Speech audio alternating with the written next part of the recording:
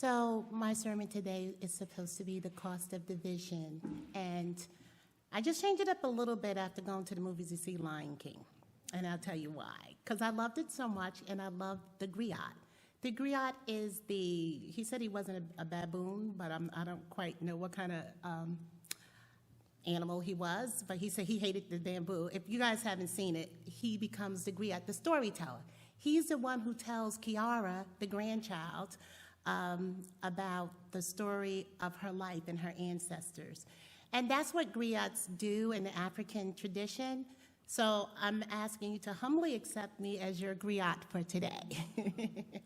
So in that, I am going to tell the story. And I just want to say that today, I'm more so not going to really get into the heavy principles of Kwanzaa, because you can read that, you know about it.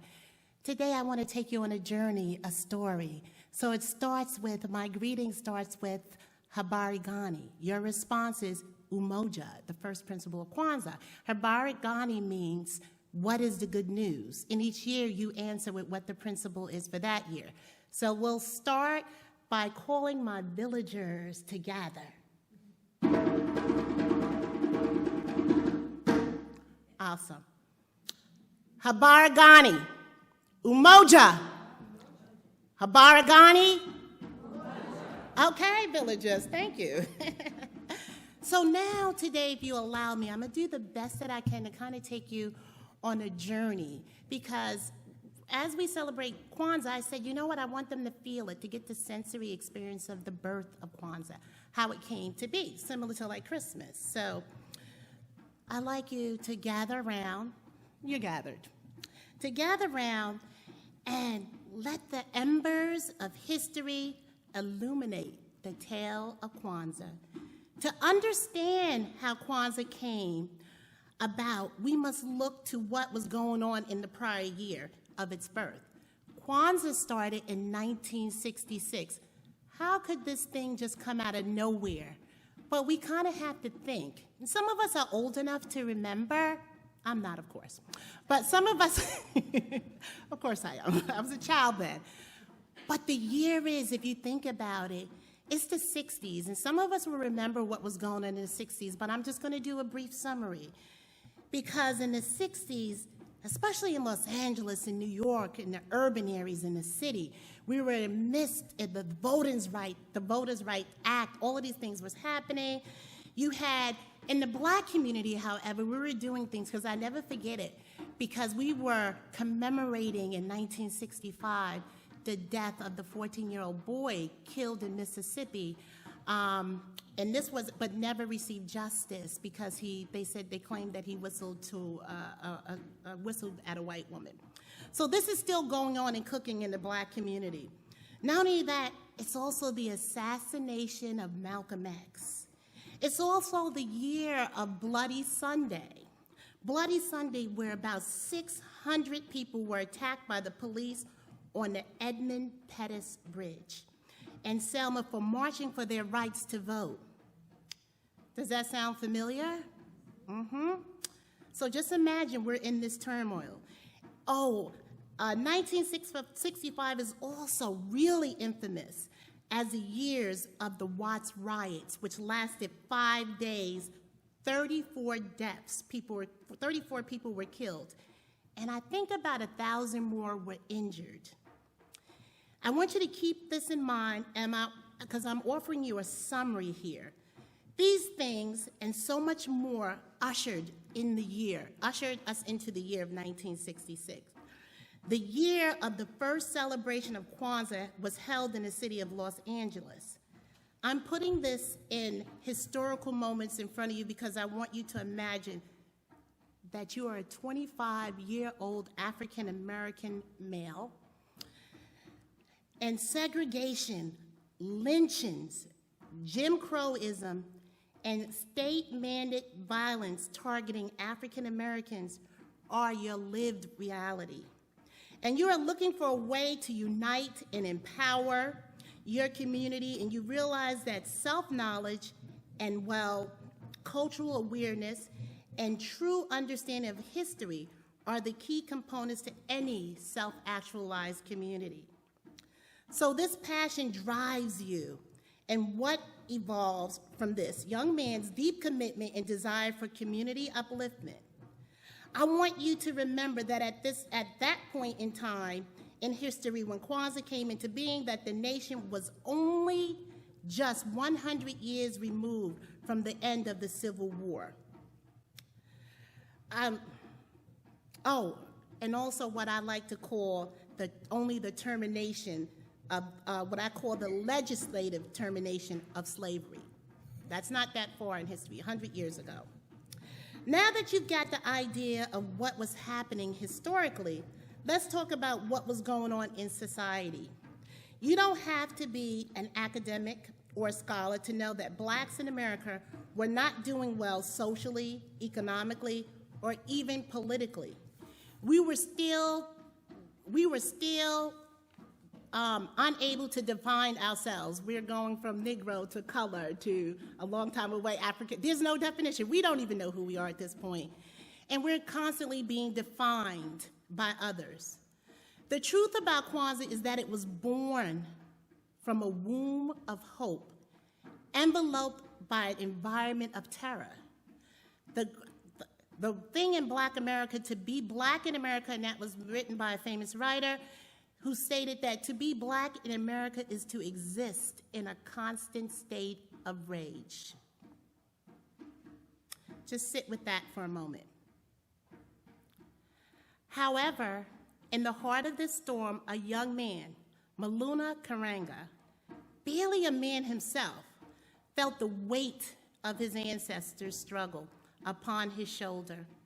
He saw the wounds of a nation fractured by division, a nation that had gotten the bonds of community, that had forgotten the bonds of community, and the strength found in unity. The spirits of his ancestors spoke to him, urging him to weave a tapestry, just like we did earlier, to weave a tapestry of hope from the threads of African heritage. He saw the need for celebration, not just of heritage, but of healing. A way to mend the rifts that threaten to tear the community apart. Just as our ancestors faced hardship and division, so too today we still do. But from the ashes of conflict, a new flame can be kindled. That flame became Kwanzaa. Let the spirit of Kwanzaa guide you. Let the principles of unity, self-determination, and collective responsibility illuminate your path. Let us build a community where the embers of hope burn brightly, a community where the strength of unity triumphs over the shadows of division. Go forth and spread the word, for the story of Kwanzaa is a story of hope, a story that must continue to be told. Also, when you think about it, what is going on, what he's living with at this time, and the African-American experience in the 60s, all good questions. And this helps us to understand why Kwanzaa came into existence.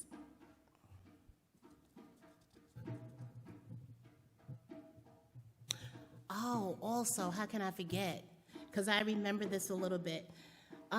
It's also, not only is it the anniversary of Emmett Till, but it's also what's going on with Vietnam. It's been 10 years that we've been over in a losing battle in Vietnam.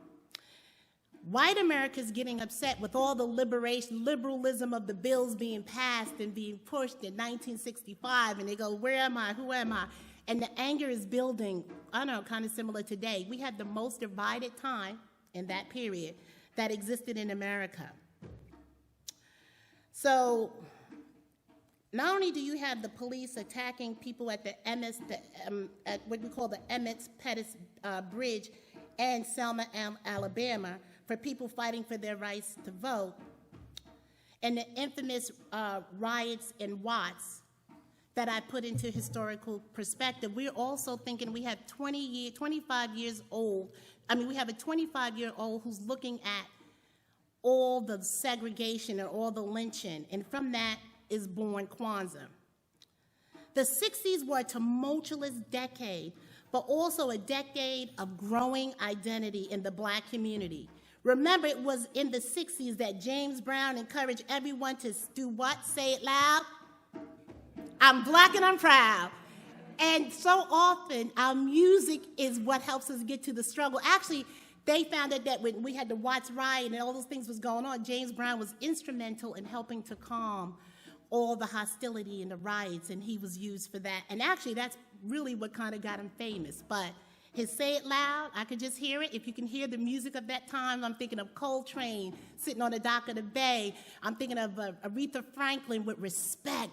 Music is also the piece of the struggle that heals. All the gospel music, some that we experience today, is part of what we experience and shapes the 60s. So if you can go back in your mind, you're feeling it, you're there. So this is the atmosphere that Kwanzaa is being born. And unfortunately, as we were adopting and feeling good about ourselves and singing I'm Black and I'm proud, we also was the same year that it became popular, was the same year that Martin Luther King was assassinated. So the dichotomy going on in the 60s was incredible. So even though it became the anthem, it also became part of our pain. But Karanga, the young man of 25 years barely, in his wisdom made unity the first day of Kwanzaa, in part as homage. And he wanted to make sure, and I thought this was really wise, that it was inclusive rather than exclusive. And the ways that he did that if you kind of notice the table is set, and we have something called the Kanara. What people don't know about the Kanara, that it comes from the Jewish tradition of the menorah. Then he created the chalice, which comes from the Catholic Orthodox tradition of the chalice, which I'm representing right there, where everybody drinks from, which we don't do anymore from COVID, but that's to show shared community. Not only that, he took from the Native Americans the idea of corn, and corn is supposed to be placed on the table, but I couldn't find anything today. So corn is on the table because the kernels in the Native American dishes represent the children in the village. And the corns represent the ears, represent the children, and the kernels represent the entire village. So he wanted to make sure that it was inclusive, and a lot of people don't know that. And one of the other things that, when you see the candles, we kind of talk about it on the surface that the red stands for the blood that was spilled in the African American community and the African diaspora.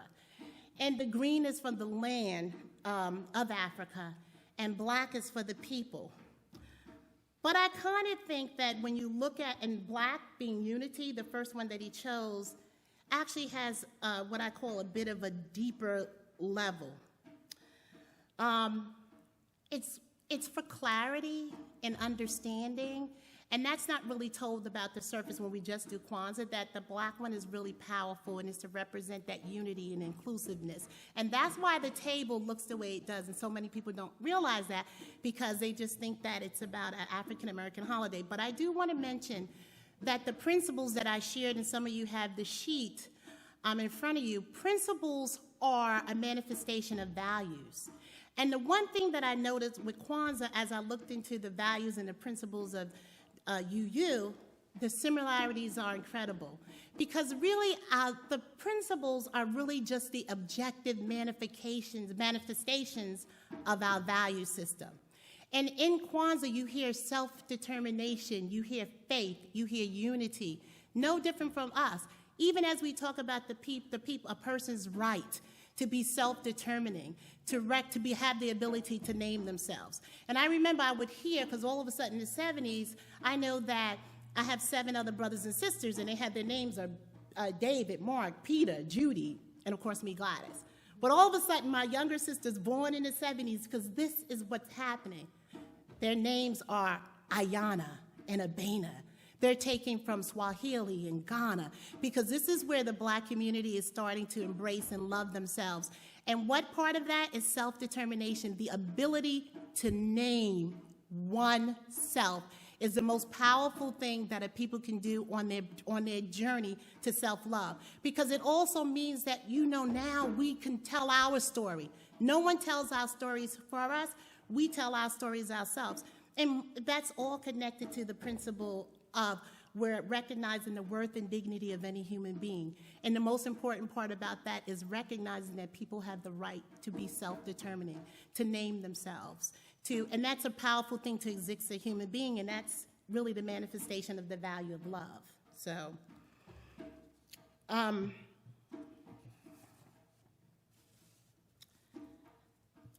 the original concept of Kwanzaa was to build stronger cultural traditions in the African American community, as you see in other cultures. That's why you see such symbolism pulled from the cultures integrated into Kwanzaa. When Karanga was creating the holiday, he did in-depth research and unpacked the different spiritual practices from as many countries and nations as he can. He was connecting us, all of us, with other traditions and cultures because we are all interconnected.